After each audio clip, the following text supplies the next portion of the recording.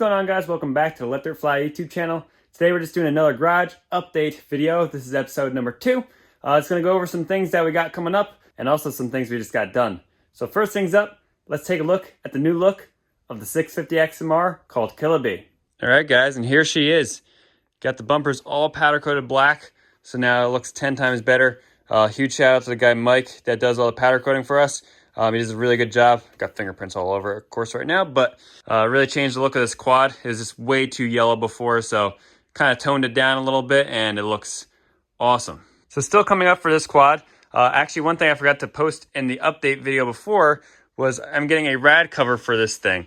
So last time I was actually supposed to get one for our old Killer Bee, the old 500, but this thing is going to be getting the Killer Bee rad cover here. We're going to have a cool little bee that says Killer Bee on the bottom, and it's going to have a bee doing a hand gesture that probably can't show on camera too often for the little ones. But it should look really cool on this thing, and I'm excited to get that. So that thing we're actually going to be getting done by Larry Sable. He's a really cool guy. Met him online and everything, and he's going to be getting that thing all cut out and powder coated for us, and it should look killer.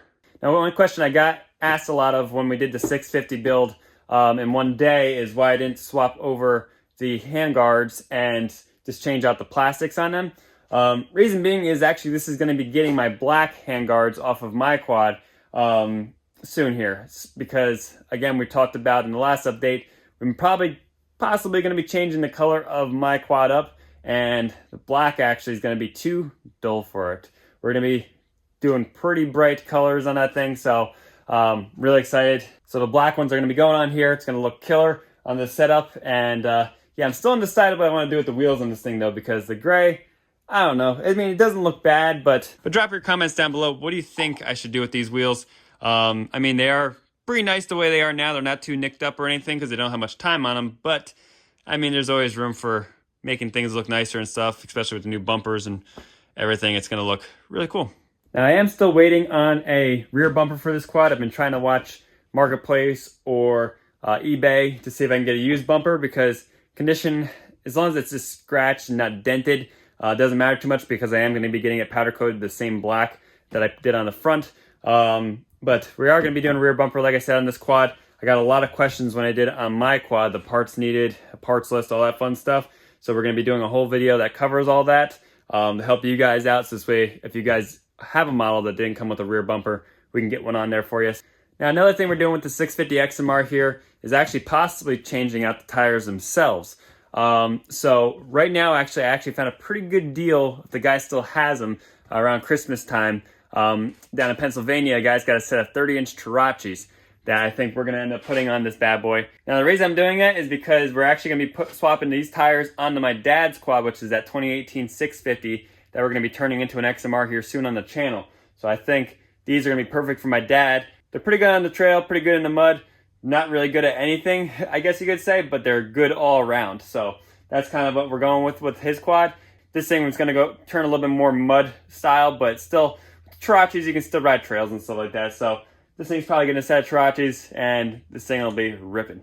All right, now onto the clutching department. So you guys might have caught the Icon primary video where I popped off my STM here. So right now we're actually waiting to do our STM versus CVTech versus Icon versus stock clutch shootout. But I'm also waiting right now on the cover for my belt box. So one thing we found out, and I didn't mention it in the video, but I didn't mention that mine didn't fit, is that going to the Icon primary and then sometimes also going with the STM, you can actually have rubbing on the front cover. And mine did not clear at all. Like this, I was able to run it. Rubbed a little bit at some point, but this thing I wasn't able to run at all. It just immediately bound up. So we got a new clutch cover coming from On-Kill Powersports. He's going to get me one of those from 3P, and we'll be golden there. But we're really excited to do the shootout. We think it's going to be awesome for you guys. And we're actually going to be hopefully working with 3P in order to make sure all these clutches are calibrated to be the best they can be for that shootout. So this way there's no ifs, ands, or buts about which one's better. Now, talking to Russ from 3P, he basically said that the Icon is the STM, but with the response of a CVTech. So it should bite as hard as this STM did, because this thing did bite really good.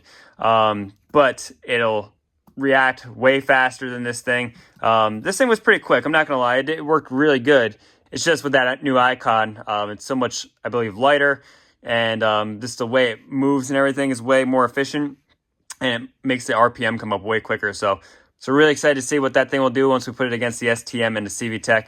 I'm really excited for that. So obviously with me now running the Icon primary, this thing is going to be sitting around and it's got no home right now. So what we're going to do is we're actually going to be putting it on Seth's quad, tuning it for his, and basically he's probably going to end up purchasing it off me or whatever. And I think I'm actually going to be getting his CVTech, and we're going to be putting that on my dad's 2018 Can-Am Outlander that we're going to be turning into an XMR here soon on the channel. So got some really exciting stuff coming up, and we can't wait to show you guys, but it's going to be some cool stuff. All right, guys, so it's a couple days later here, actually, and next update is Seth got some color on his quad. Yes, well, I took off the back bumper and powder coated black to match the front. Yep. Which actually makes it more and more look like a 24, which is not necessarily the intention, but there's not a lot to do with the color combo that they have on this machine, so. We tried gold, or the bronze, like the wheels are. I masked up the bumper and sprayed it to see what it would look like, and wasn't feeling it. It wasn't gonna, I think it was gonna be too much. The black just looks good. I kind of liked it, but I feel like it was too much. So this is what we ended up with, black. So might do some different bronze colors throughout it, but not sure yet. So Seth's getting some color change, I guess you could say, over the winter. Slightly. Not as big as what we're planning on this bad boy. So pulled my quad in the other day. Just getting some stuff done. We actually just got in the Perfex skid plate, which looks awesome. Fitment, obviously awesome. We did the same one on Seth's quad. Now, one thing I chose to do that I'm going to try, obviously I wouldn't recommend it just yet until I see how it does, but I am not running the rear section of the skid plate, which is more like the factory deal.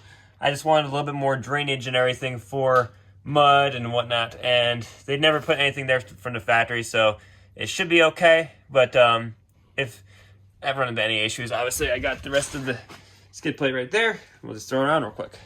Another thing we actually just did on the channel from Perfex is we actually just installed a 1.5-inch lift on our 2020 CF Moto, little 600 there.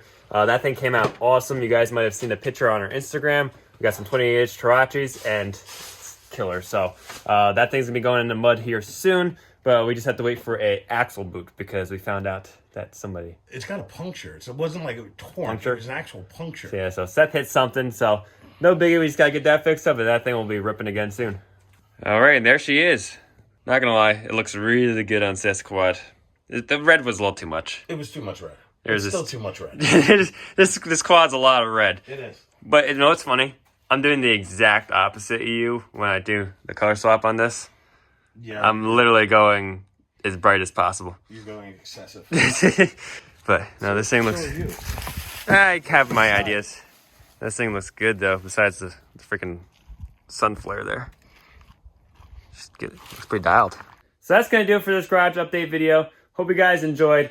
Like I said, we're doing these videos to kind of fill in the gaps between some other videos we're going to have over the winter here because we're some busy guys. So we're just going to be doing some short videos just to keep you guys up to date on what we got going on in the background. So make sure you guys are liking, subscribing, and commenting down below. We really appreciate the support. Head on over to our Instagram and Facebook. Give those a like and follow. And we'll have to catch you guys next time on LetDirtFly. Have you forgotten where you were?